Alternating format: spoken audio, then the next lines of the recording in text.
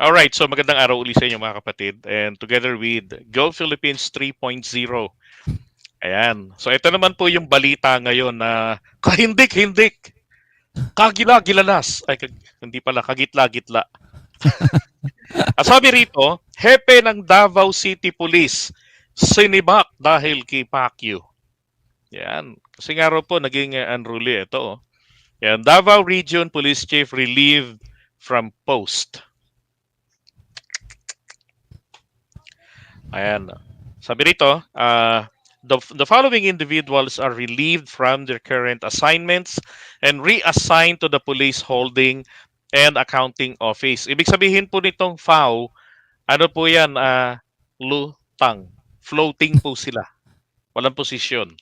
Okay, Directorate for Personnel and Records Management or DPRM, effective June 14, travel via shortest route by land, water, or air transportation is authorized. Sabi. So minamadali sila talagang pinaalis sa pwesto nila. Yan. The source revealed that General Martinez relief from his post is connected on the June 10 raids conducted about the ongoing legal proceedings against Apollo Kibuloy, a prominent religious leader facing multiple charges. Martinez was installed as a police regional director of PRO 11 regional director on April 25, replacing ito nagretiro kasi ito si Delvo. Now, ang ipinalit sa kanya naging dito sa QC dati. So, ngayon pero pag-usapan lang natin ito muna. Ano ba masasabi mo rito? Merong isang pulis. Pinampulis. Kasi 'di ba merong yung mga nasangkot na pulis, ng mga kapulisan ng Davao City nasangkot sa war on drugs ni Baste. Kasi siya yung siya yung nagbigay ng nag-trigger sa kanila. Wala namang shabu na ganong karami sa Davao City.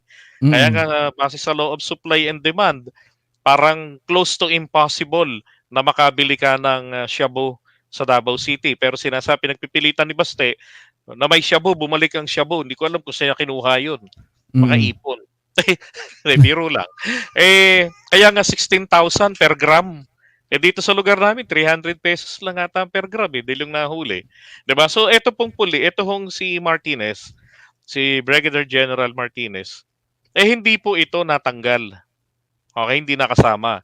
Kasi kaka-appoint lang niya, sabi. Pero, at this point, kasi kung tutuusin under na ng responsibility niya yun, di ba? May na yun after his appointment, tapos almost a month, naglabas ng deklarasyon si Baste, tapos kinabukasan, patay, 7 agad. Iniimbestigahan yung mga pulis. Bilang hepe, hindi siya isinama, dapat kasama siya. Pero bakit ganun? Tila ba napakalakas si Kibuloy sa gobyerno natin? Hindi ba ganun? Tingin mo ron? Kasi yung hepe natanggal sa pwesto na floating. Alam mo, sa totoo lang, pag pera talaga ang kumilos, walang imposible. Hindi na ako magpapaligo-ligo sa bagay na yan kasi napapansin natin, bakit ba hindi mahuli-huli itong si Kibuloy? Kumbaga, Davao lang yan 'di ba? Kayang-kaya kung tutuusin, kung pinapagana natin yung intel natin, kung tutuusin, napakalaki naman ng talagang budget dyan, maraming mga pulis, may mga pero yung isang tao hindi natin mahuli-huli. So palagay ko naman, hindi naman kailangan ipaliwanag ng husto. Meron talagang kapit, meron talagang tinatawag tayo na may mga binabayaran talaga. Hindi lang natin matukoy kung sino-sino yung mga tao na talagang napakalayo o lawak po ng impluwensya na itong si Kibuloy. Ultimo, mga pulis, parang pag pinag-usapan, parang pag dumaan sa harapan nila itong si Kibuloy, wala silang nakita. Ang nakikita lang nila yung kinang ng pera. Di ba? Parang chaching-chaching. So, tingin mo mga bayaran ganun? Ay, meron pa bang iba? Wala naman tayong ibang maisip dyan. Sa totoo lang hindi man ganun. Baka plus points sa langit-langitan ni Kibuloy. Member din? Para maipagdasal sila ni Kibuloy, ganun ba yun? Hindi na kailangan may pagdasal. Siya nga may-ari ng langit-langitan niya. Sa bagay, para mailigtas daw sila, ganun ba yun? lahat to Anak ng... kailangan dumaan sa kanya. Diba? Diyos ko. Pero Oh, tama rin naman na maganda kasi na sabihin natin pag nagkaroon ng aberya, ipalitan lahat, 'di ba? Pag hindi nila nagawa ng tama yung nila at nakikita natin na magiging harang ito hadlang sa ipatutupad ng gobyerno, dapat lang talagang palitan. Kasi wala hindi kumbaga paano pa natin ipapatupad yung batas natin kung mismong yung mga nagpapatupad ng batas, sila mismo ang magiging hadlang sa bagay na yan. Okay. Eto, tinan mo to. Kondisyon ko kung ako ang mamuno sa bansang ito. Isa lang kondisyon ko.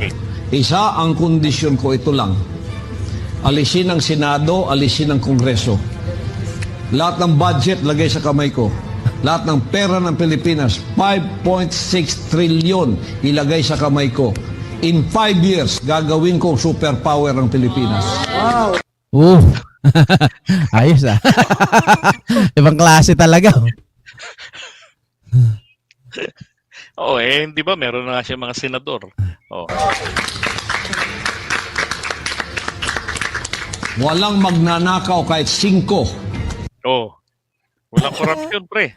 Walang magnanakaw kahit 5, At walang makikialam na magnanakaw kahit 5. Walang makikialam na magnanakaw. Wala talagang papel yung mga magnanakaw pagka si Kibuloy ang pinahandle ng bansa natin. Pag kayo ay tumulong sa akin, walang magnanakaw na katulad ng mga Walang magnanakaw na katulad. Walang Lino. magnanakaw na katulad. Parang mabibilaukan Para mabibilaukan, nakain yung sariling laway sa akin. Walang magnanakaw na katulad ng nakita natin ngayon. Gusto kayong tumulong sa akin, you must be super honest when it comes to pera. So, kailangan super honest. Utu-utu ka dapat. Ganon. Di ba? Kailangan ba naka-purple? Yan ang totoo. Nakita niyo yan sa bansang Korean. Yan pala, may hindi pala langit-langitan, bansang kaharian pala. Anyway, Bansang kaharian ba yun? Hindi karya kasing rinig ko. Bansang kaharian, the Kingdom Nation. Ayan. So ito po yung police na yung hepe na inalis. Ayan, magaling yung hepe, magaling yung police, tingnan mo naman. Award yan. Hindi yan malaking barya. Diba? Si Martinez. So, 2 most wanted persons in Region 11 apprehended in a simultaneous police ops. Davao Cops arrest former CTG member o terorista. Huli nila. Diba? Alam nyo, may ipinalit. Okay. Ito naman yung ipinalit. Yan. Kung natatanda, ito dati to dito sa Quezon City. Siya yung police nung nasa galit si Joy Belmonte. Ang issue dito, yung sa road rage, yung kalbo na nagbunot ng barel diyan sa may Welcome Rotonda sa Quezon Ave. Ang kaaway niya yung siklista. Si Gonzales. Si Gonzales. Yan. Merong tawag dito, alam ko nasita ito ni Joy Belmonte, tapos yun na nga, napalitan siya kung doon nagkakamali. Nag-resign siya. Nag-resign. Oo. Nag-resign, okay?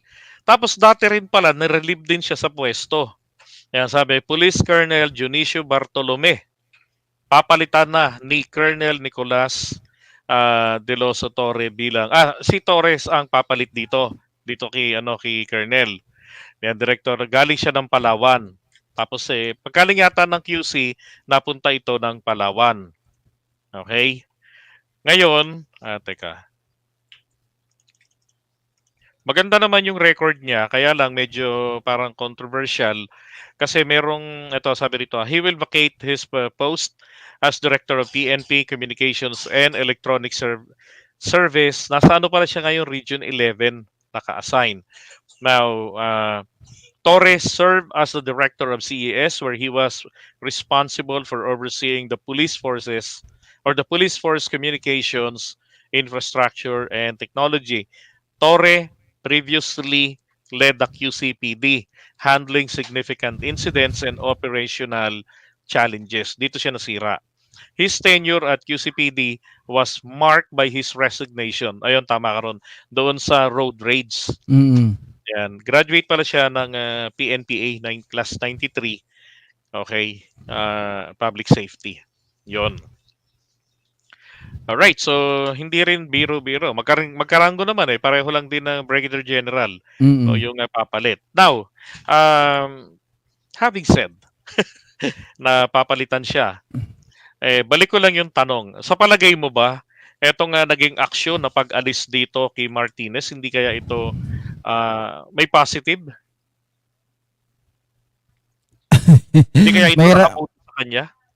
Ano? Hindi kaya ito mas nakabuti pa para sa kanya? Kay Martinez? Oo. Palagay ko sa bagay na yan, sa totoo lang, ayaw ko mag-speculate ng ano, no? Pero kung sabi ko nga, kung ito ay tingin ko naman may may sapat na dahilan ang ating gobyerno para palitan. 'Di ba, pag pinalitan ka sa post mo, ibig sabihin merong something na hindi mo na naganapan ng maayos, o kaya naman ay meron kang pinaburan, something like that.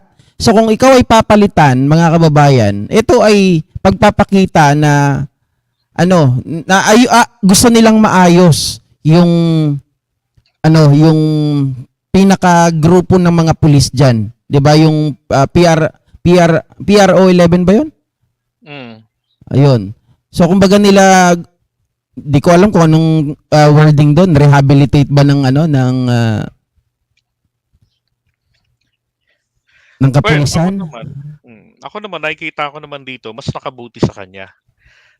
Mas nakabuti. Bakit kanyo? Kasi una, kahit naka-floating yan, may sahod yan eh. Sa bagay. Hindi naman siya suspended, di ba? Hindi naman preventive suspension yung floating. Nga lang, lalaki yung tiyan nila. Yan sila ginagawa eh. Hindi, meron naman din.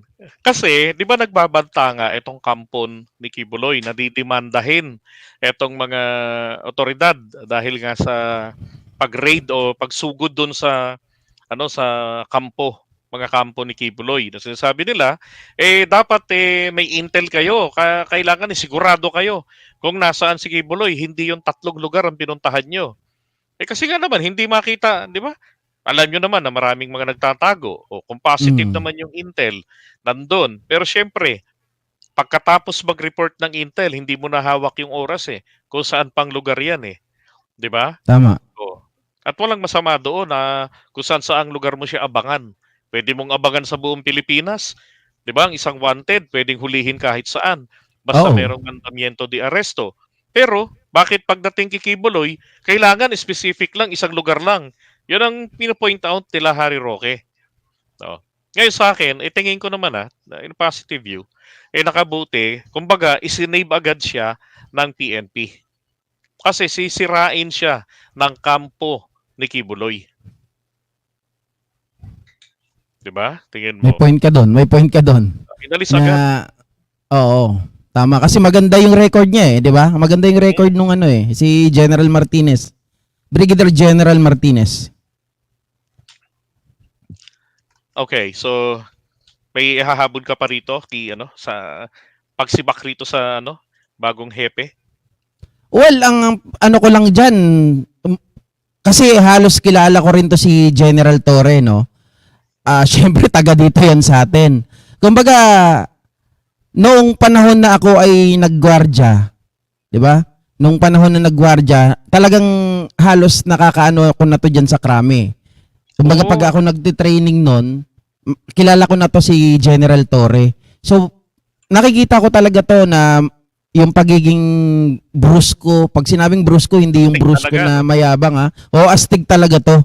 Talagang diretsahan to. At saka mabilis umaksyon. Ito yung gusto ko dito sa tao na to lang talaga siya, pero hindi ko sinasabing perfect. Kaya nga nung nagkaroon ng road rage dito sa Quezon City, yun yung nagpahamak sa kanya. Pero tingin ko nararapat to dun sa sa Davao talaga.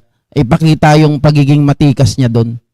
Kasi wala rin tong sinasanto eh. Wag lang sanang tumingin sa sa salapi. 'Di ba? Yun lang ang inihiling ko.